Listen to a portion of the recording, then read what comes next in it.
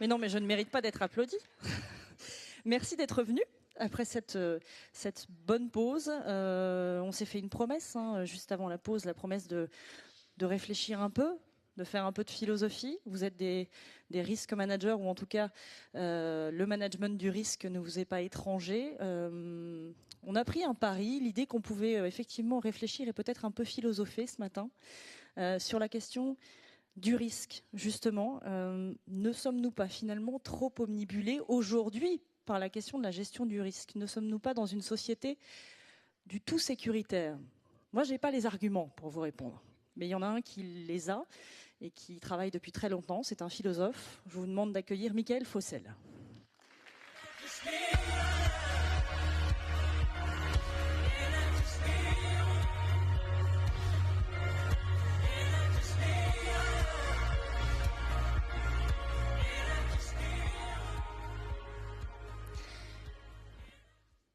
Michael Fossel, bonjour.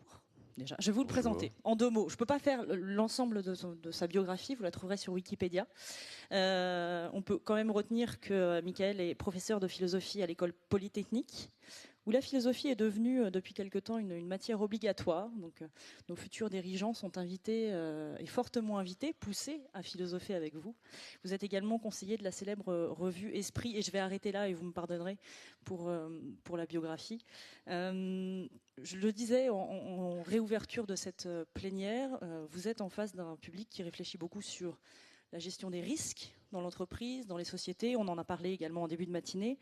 Une toute petite question, d'où elle vient, cette quête de l'hypersécurité? Donc, merci beaucoup. Bonjour à tous. Effectivement, Brigitte Boucaud m'a un petit peu briefé sur ce que c'est que le risk management, puisque j'avoue que je ne connaissais que le mot avant et que la formule n'est pas tellement le fond. Et ce qui m'a intéressé, c'était évidemment les aspects professionnels. Je ne vais pas faire semblant de les maîtriser, vous les connaissez beaucoup mieux que moi. Mais ce qui m'a intéressé dans la question du risque, c'est de savoir d'où elle venait, comment expliquer qu'elle avait pris une telle importance dans nos sociétés, comment essayer de la comprendre, et puis éventuellement, évidemment, comment essayer de maîtriser un certain nombre des excès que ce sentiment de vivre dans des sociétés sécuritaires peuvent impliquer. Alors, ce que je dirais pour commencer, c'est que finalement, l'homme, l'humanité, les hommes et les femmes ont toujours vécu avec la menace. Et la menace, c'est pas exactement le risque. Parce que pendant longtemps, l'humanité avait des systèmes d'explication du pire, du mal, de la catastrophe, qui étaient des systèmes qui permettaient de supporter l'insupportable. Il y avait toute une registre de malheurs inévitables en matière, si l'on veut, de catastrophes naturelles, en matière de catastrophes intimes aussi, qui devenaient compréhensibles parce qu'on les inscrivait dans un grand récit religieux, un grand récit du salut. Et au fond, peut-être qu'il faut partir du fait que la notion de risque, même le mot d'ailleurs, apparaît à un moment où ce qui jusque-là était considéré comme finalement relevant du destin, relevant de la vie commune, relevant parfois aussi du mal, du péché, de quelque chose qui au fond venait d'un châtiment de Dieu, eh bien au bout d'un certain moment, c'est devenu intolérable. Et on peut dater ça à peu près en prenant un exemple qui géographiquement en même temps est pas totalement éloigné. En 1755, il y a un tremblement de terre à Lisbonne. Tremblement de terre qui d'ailleurs sera suivi immédiatement par ce qu'on n'appelle pas encore à l'époque un tsunami et qui ravage complètement la ville de Lisbonne. Et 1755, on est en plein siècle des Lumières et donc on pense que le progrès est naturel à l'homme, que les choses vont aller naturellement vers le mieux et on se rend compte que la nature se venge déjà, c'est quelque chose de très actuel, la nature se venge ou en tous les cas se rappelle à l'humanité dans sa dimension tragique et surtout imprévu. Et alors en 1755, par rapport à ce tremblement de terre, il va y avoir une énorme littérature. Et au gros, il y a 2 thèses qui s'opposent, qui s'affrontent, la thèse de Voltaire, la thèse de Rousseau. La thèse de Voltaire, c'est de dire, en plus, le tremblement de terre a lieu le jour de la Toussaint. Et comme Voltaire est très anti-religieux, il dit bon ben voilà, c'est bien la preuve qu'au fond, Dieu n'est pas de notre côté, la nature se rappelle à nous et au fond, il faut rester face à elle de manière très humble. Et puis il y a la thèse de Rousseau, qui est celle qui va s'imposer, et je vais venir au risque dans un instant.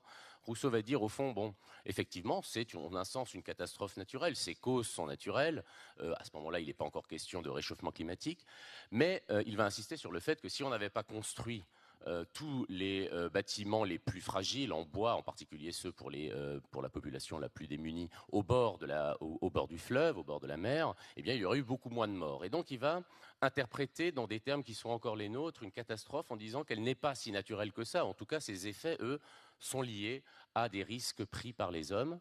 Et donc, la thèse de Rousseau, qui est encore la nôtre, je crois, c'est que notre devoir par rapport à tout ce qui relève de la menace, c'est d'anticiper. C'est-à-dire, au fond, de prendre en compte dans nos hypothèses la possibilité du pire, la possibilité de l'échec, si on ne veut pas prendre les choses de manière trop dramatique.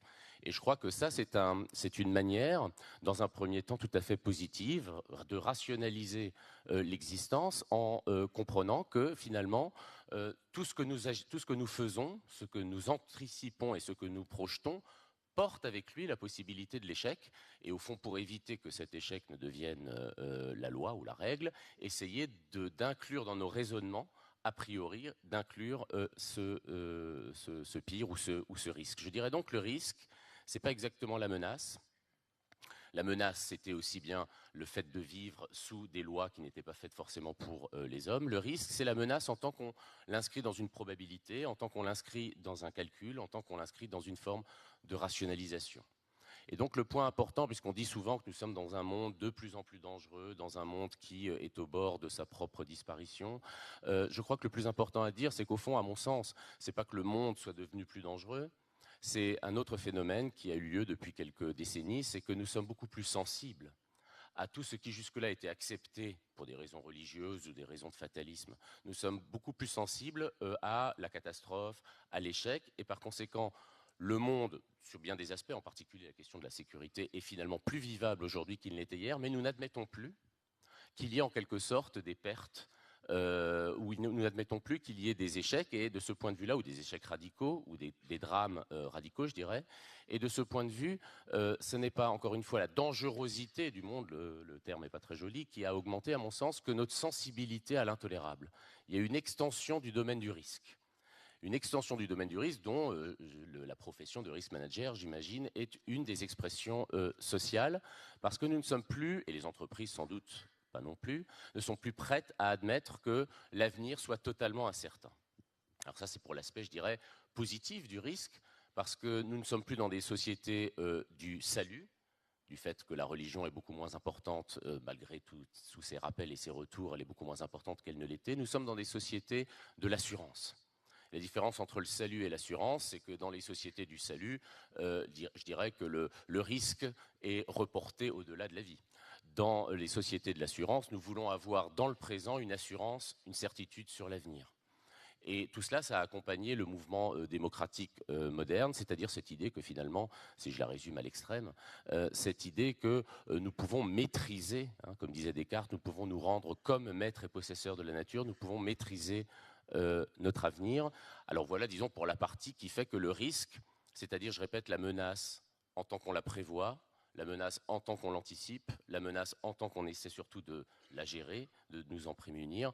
Voilà ce qui fait que le risque, à mon avis, est inséparable de ce qu'il y a de positif dans la modernité. Mais si vous le voulez, peut-être vous ne le voudrez pas, mais si vous le voulez, on peut aussi réfléchir à ce qui fait que peut-être il y a un risque, si j'ose dire, à tout penser en termes de risque. C'est justement la question que j'évoquais effectivement en lancement de cette deuxième partie, c'est que est-ce qu'il faut tout vouloir maîtriser finalement aujourd'hui? Est-ce que c'est souhaitable de tout vouloir maîtriser? Et ça renvoie peut-être aussi à ce qu'on disait dans la première table ronde, qui est que les nouveaux géants patrons des GAFA et autres BATX veulent tout maîtriser jusqu'à l'heure de leur mort. Est-ce qu'aujourd'hui c'est souhaitable? Alors il y a tous les fantasmes que vous évoquez effectivement de transhumanisme, d'espérance au fond, de faire que, c'est ça à mon avis le point délicat, que faire que l'avenir ressemble à la répétition du présent.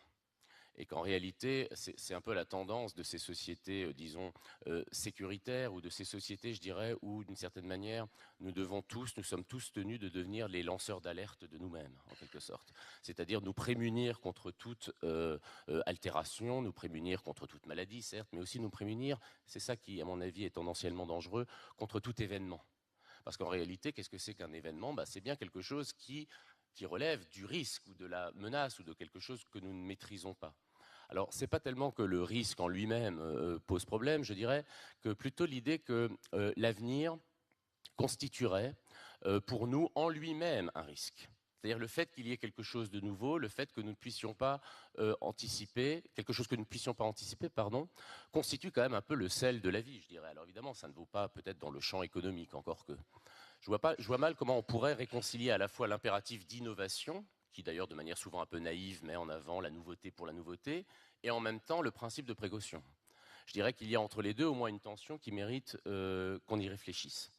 Alors là où ça me paraît le plus révélateur, c'est, et je pense que là ça concerne, de ce que j'en ai compris, plutôt votre métier directement, au moins ses aspects juridiques, c'est que nous assistons aujourd'hui à une transformation de la notion de responsabilité. Traditionnellement, on est responsable de ce que l'on a fait. Donc la responsabilité porte sur le passé. Ce que j'ai fait m'engage et par conséquent, je dois rendre des comptes.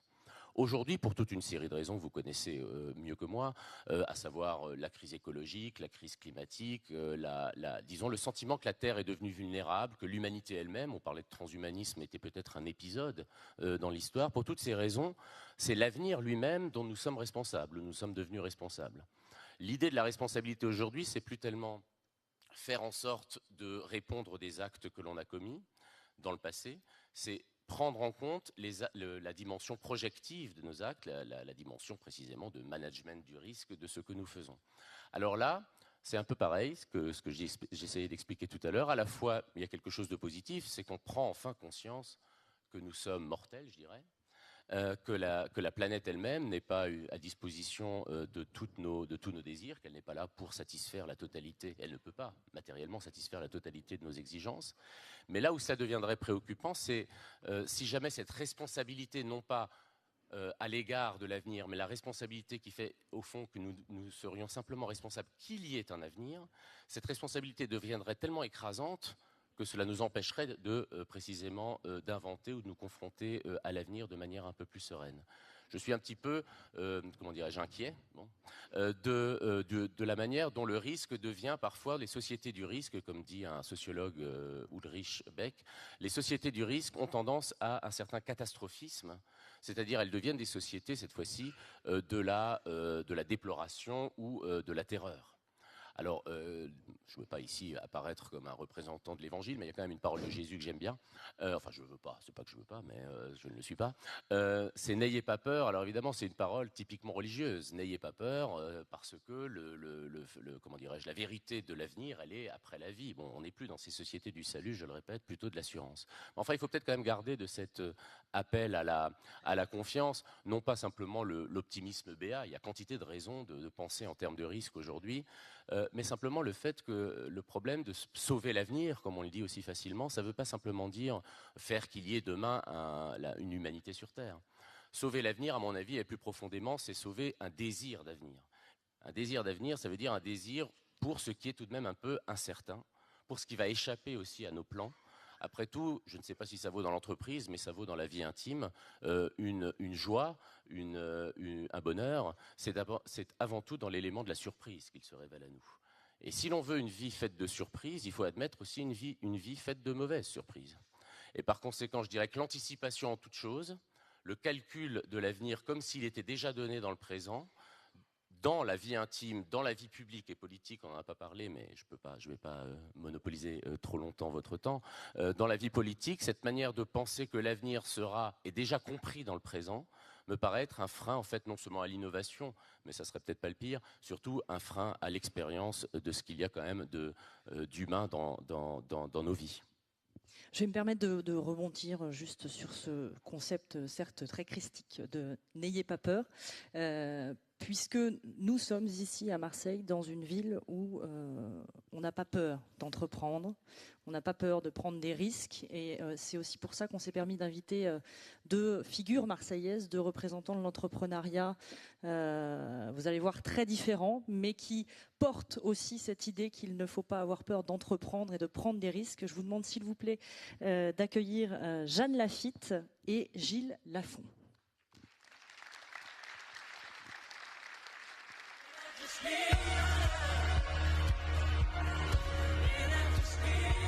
S'ils arrivent. Jeanne Lafitte, donc fondatrice d'une maison d'édition à Marseille, libraire, grande figure marseillaise, ancienne adjointe au maire. Elle arrive. Asseyez-vous. Et Gilles Lafont, qui est lui directeur général de l'entreprise Honnête. Alors ça vous dit sûrement quelque chose. Honnête, on en voit beaucoup. Bonjour. 65 000 employés en France. Honnête, spécialiste de tout ce qui est ménage, entretien. On va en reparler, oui. Déjà, on parle ménage? Non. On va parler de propreté, on va parler de services associés, on va parler de beaucoup de choses, mais de ménage aussi. Ce que je disais, vous êtes, c'était une transition un peu facile. Hein. Vous êtes des représentants de l'entrepreneuriat à Marseille. On parlait du concept de n'ayez pas peur avec Michael Fossel à l'instant. Jeanne Lafitte, peut-être vous interroger en premier là-dessus. Marseille, pour vous, c'est une ville, la ville de la prise de risque?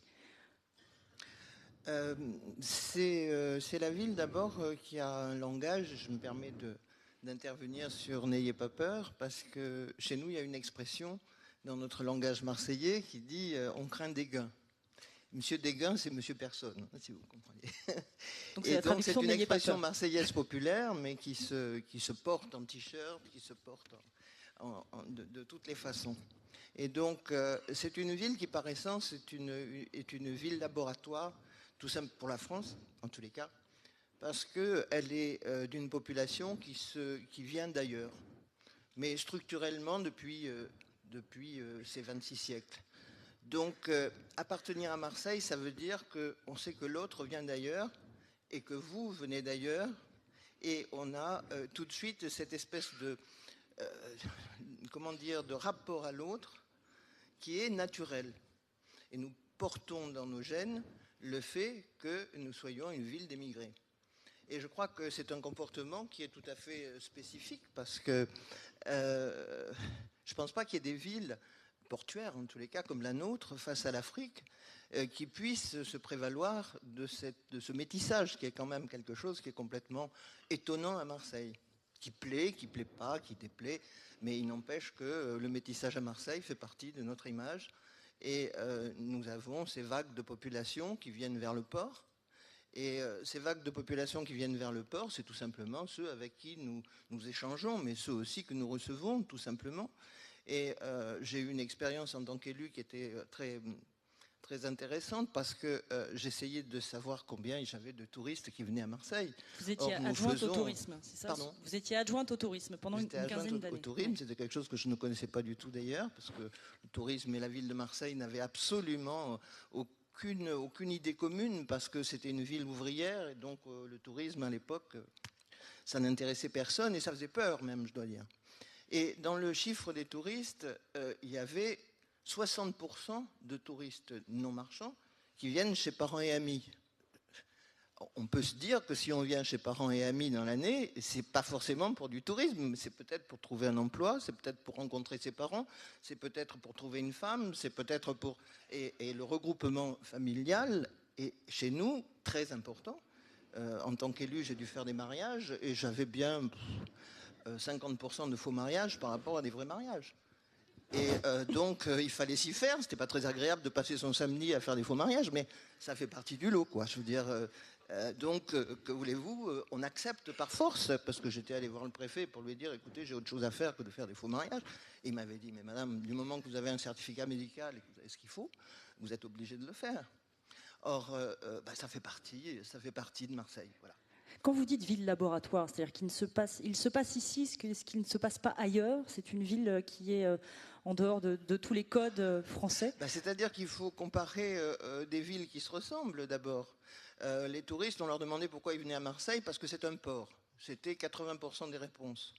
Donc effectivement, nous sommes un port, et nous sommes un port qui n'avons pas la Grande-Bretagne devant nous, mais l'Afrique.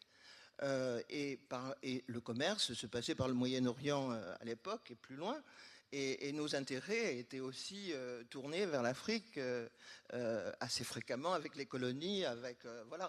Mais il y a quelque chose de permanent en tous les cas dans cette ville, c'est la pauvreté structurelle de la ville qui fait peur à Aix, bien sûr, qui fait peur dans notre métropole aujourd'hui, qu'on n'arrive pas à construire parce que les Aixois n'en veulent pas, et n'en veulent pas depuis des décennies, parce que dès qu'on gagnait de l'argent, on allait le mettre à Aix, protégé par la loi, et surtout pas le laisser à Marseille. Et ça, c'est la permanence de notre ville aussi, que l'on connaît et qui n'a pas tellement changé.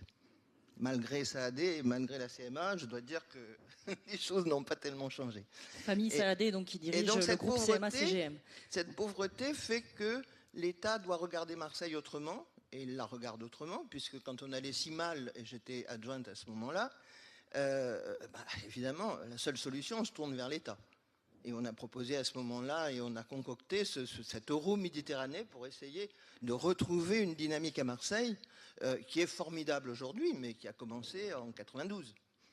Donc, si vous voulez, et si on réfléchit, on se dit, mais quelle a été la période faste pour Marseille? C'est quand Napoléon III décide, avec les Saint-Simoniens d'ailleurs, décide de mettre le paquet sur Marseille, parce que Marseille est dans un état de pauvreté extraordinaire, et la ville portuaire des colonies et du développement colonial. Donc à ce moment-là, Napoléon III met le paquet sur Marseille, et la ville a évidemment tout ce que l'on connaît aujourd'hui. Le palais du Pharaon que vous avez vu hier soir, c'est un don de la femme de Napoléon III, donc à la ville de Marseille. Et donc ça montre tout ce qui a été fait à cette époque-là, avec aussi bien les transports que tous les équipements de Marseille. Vous parliez des moments où on s'occupait de Marseille. Il y a effectivement eu Napoléon III. Est-ce qu'on n'est pas, je ne veux pas politiser le discours, est-ce qu'on n'est pas aujourd'hui sur un moment où les hommes politiques et notamment dirigeants se centralisent un peu sur Marseille, ville un peu symbole du vivre ensemble aussi, et donc pour un Emmanuel Macron, que je cite aisément, c'est important aussi que de se montrer à Marseille? Oui, parce que il y a une richesse dans la ville qui est aussi forte que sa pauvreté.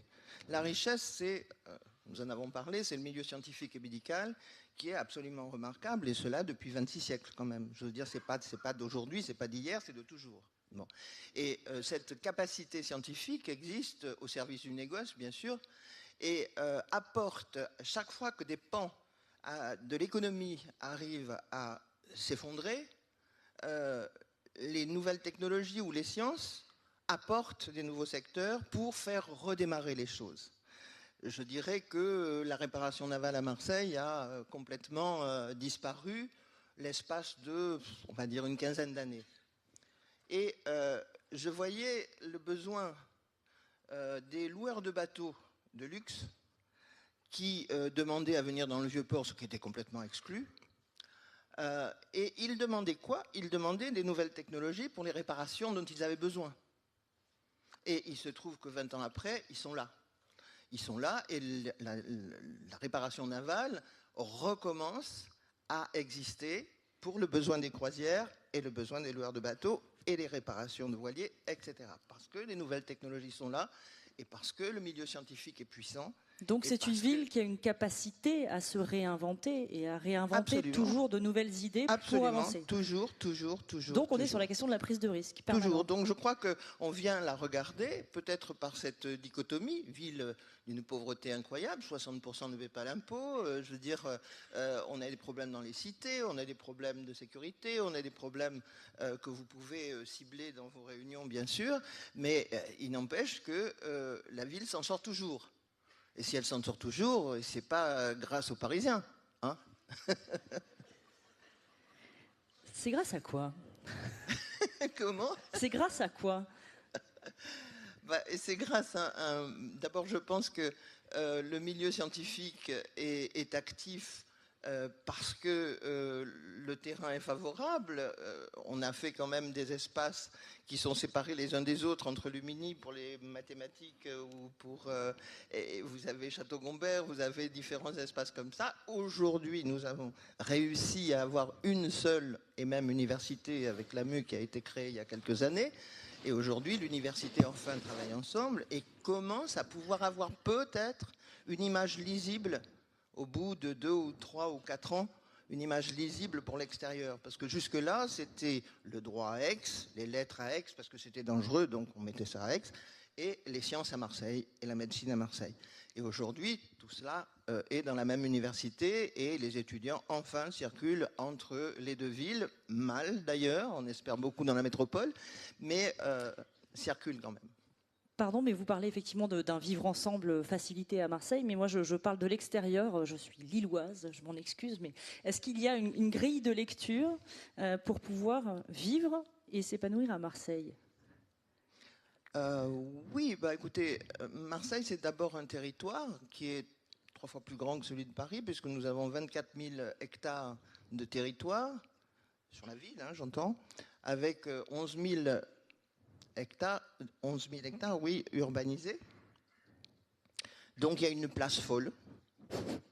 On peut surélever des immeubles, on peut faire de l'agriculture, on peut tout faire à Marseille.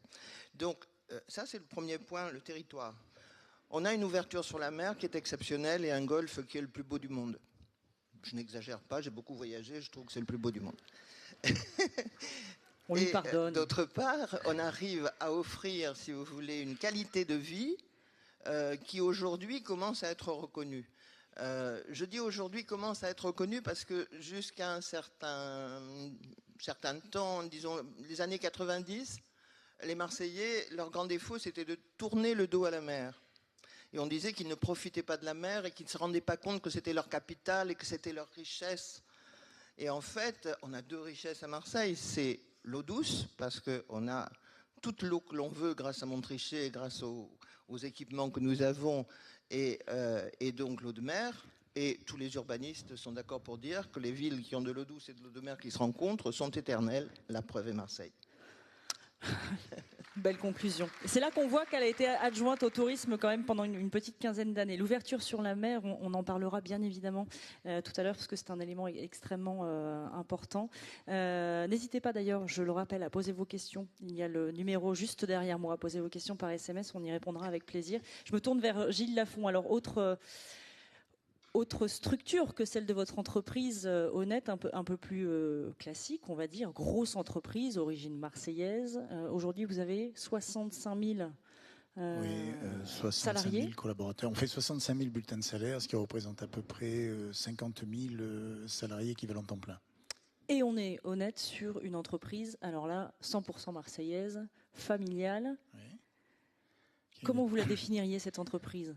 C'est une entreprise qui a D'abord, je vous remercie et je voudrais juste excuser l'absence d'Elisabeth Coquet-Régnier, présidente de Holding Régnier, qui était prévue ce matin pour intervenir, et c'est avec beaucoup d'émotion que je prends sa place à cet instant.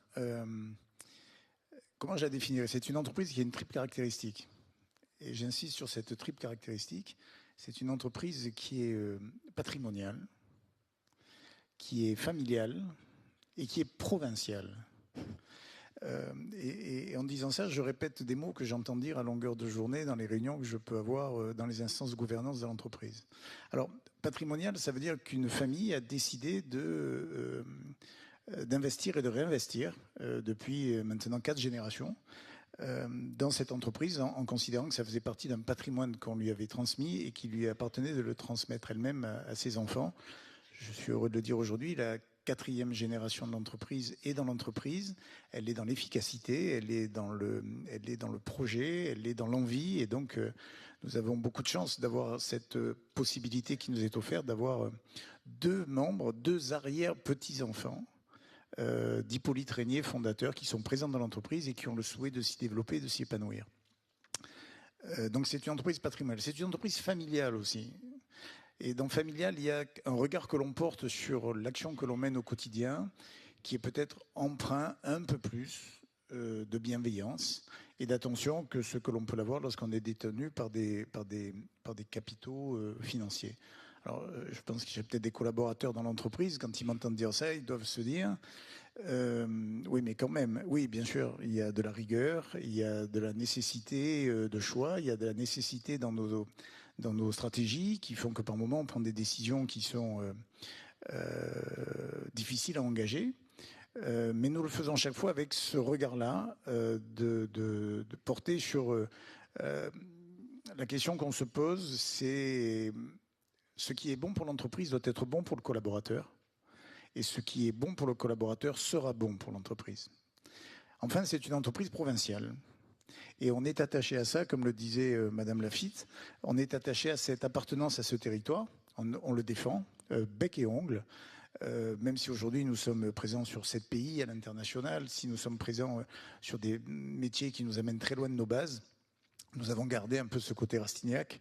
L'Île-de-France est toujours une direction régionale et nous en sommes. Nous ne tirons pas une fierté de ça, mais nous considérons que les atouts des gens de province, des acteurs économiques de province, en considérant qu'en dehors du périphérique, il y a aussi une vie, peut-être permettent une forme d'épanouissement aux collaborateurs et une relation avec nos clients qui est différente que lorsqu'on considère d'une autre façon. Voilà un petit peu les enjeux d'entreprise. 65 000 salariés, vous le disiez, collaborateurs, pardon. Oui. Vous mettez l'humain au cœur de votre stratégie d'entreprise. Très concrètement, ça veut dire quoi? Puisque vous gérez quand même un mastodonte. Alors, ce qu'avait voulu faire Hippolyte.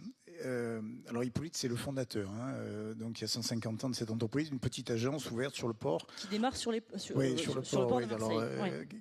Qui veut faire de l'économie à Marseille et qui n'a pas à un moment donné travaillé sur le port, ce lieu d'échange et de commerce, surtout à la fin du 19e siècle. Donc oui, on a repeint pendant très très longtemps, boulevard Ferdinand de Lesseps, cette petite cabane en bois dans laquelle Hippolyte avait commencé ses activités. Malheureusement, un jour, on l'a détruite et on n'avait pas eu le temps de la récupérer. Donc, la première vocation qu'a eu Hippolyte lorsqu'il a créé son entreprise et lorsqu'il a commencé à la développer, en la transmettant ensuite à son fils, Louis,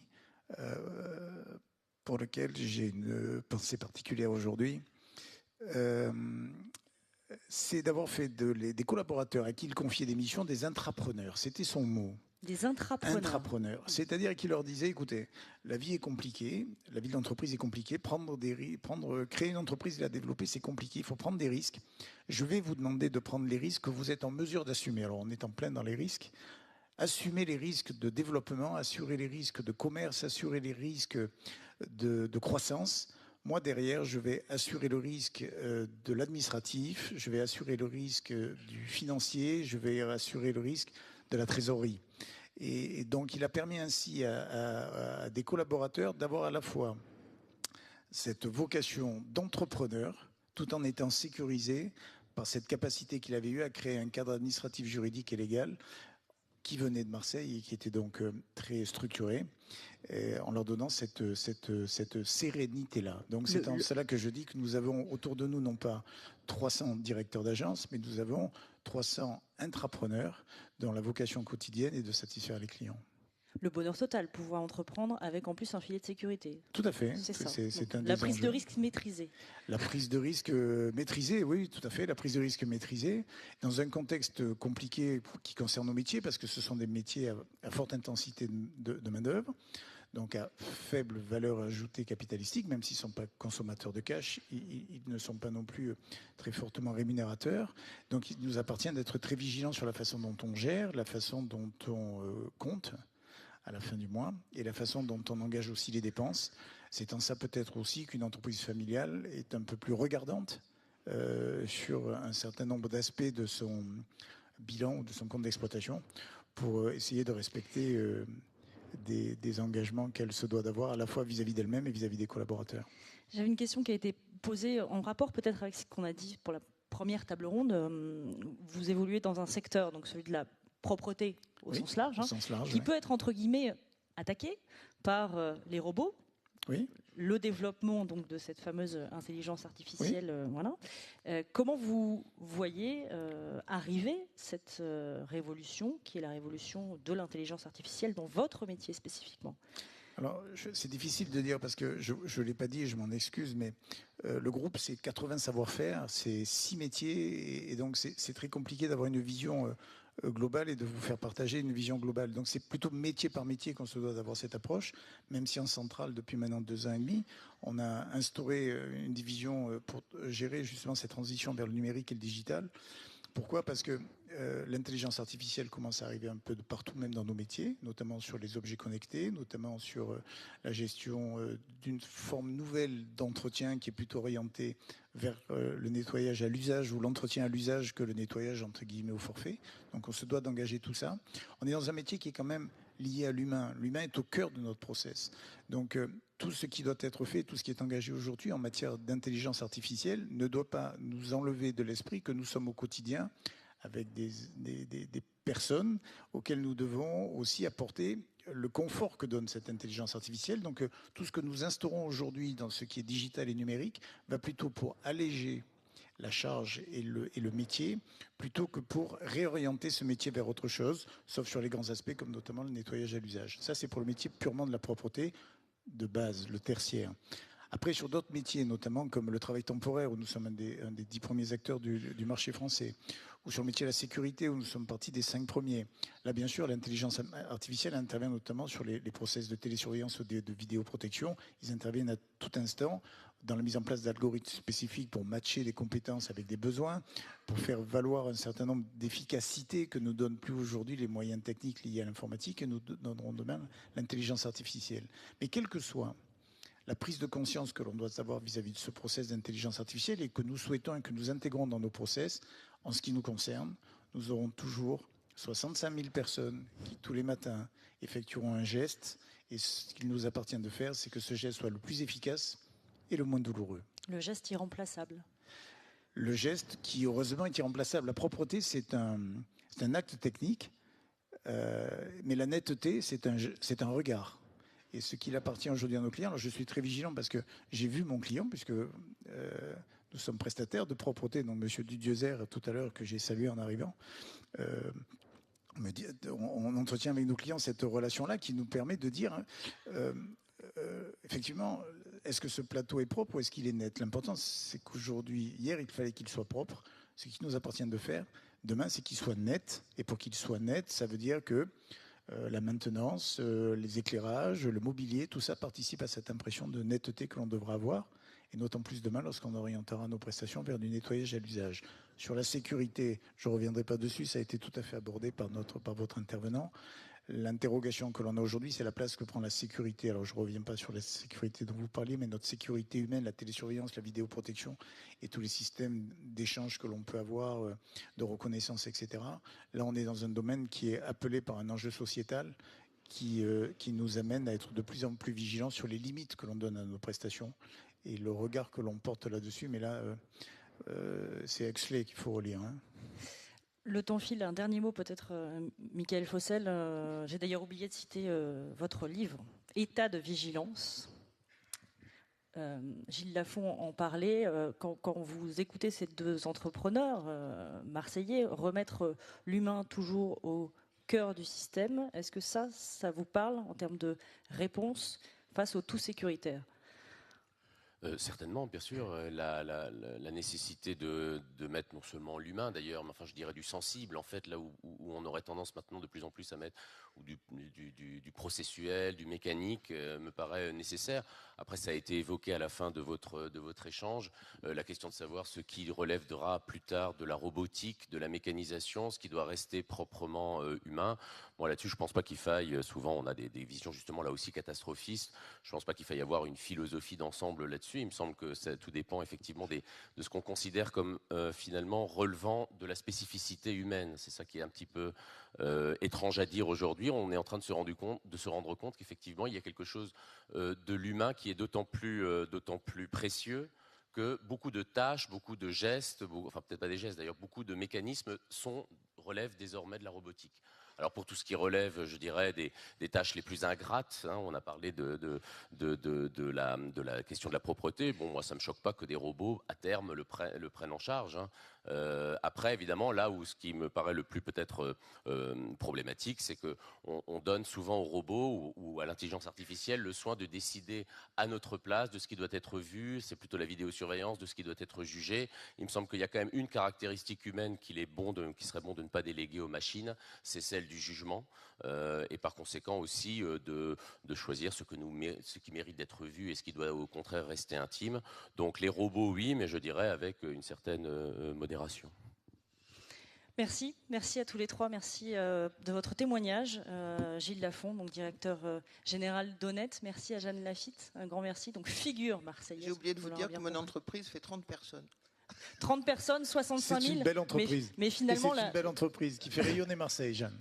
Finalement, la même vision et le même amour, chacun pour Marseille. C'est ce qu'on aura retenu. Un grand merci à tous les trois. Je vous invite à rejoindre les coulisses. Merci à eux. Donc Gilles Lafont, à bientôt. Merci beaucoup, Michael Fossel également.